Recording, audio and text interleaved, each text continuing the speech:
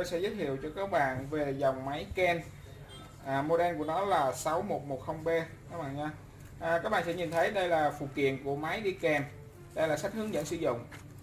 Mình vẽ hình cho vui thôi. Rồi đây tiếp tục đó là bộ phụ kiện ống nước.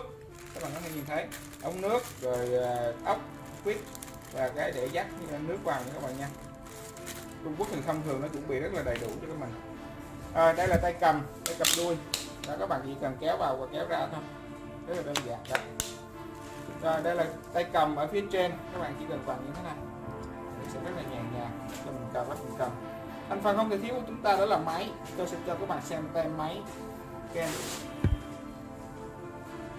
Đó. Rồi công tắc của máy. Công tắc của máy nó có điều chỉnh tốc độ vô cấp nha các bạn nha. Các bạn có thể điều chỉnh tốc độ tới lui nha các bạn nha.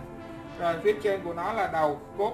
Cốt này là cốt Trung Quốc, nhưng mà học theo là đầu cốt của châu Âu các bạn nha. Hầu như máy Trung Quốc đều có đầu cốt này. Rồi đây là cái van nước để nước vào trong quá trình chúng ta khoan. Rồi tôi vừa giới thiệu xong cho các bạn về dòng máy Ken 6110B. Các bạn yêu thích kênh của tôi, các bạn có thể nhấn subscribe để hỗ trợ tôi làm số hàng chính hãng.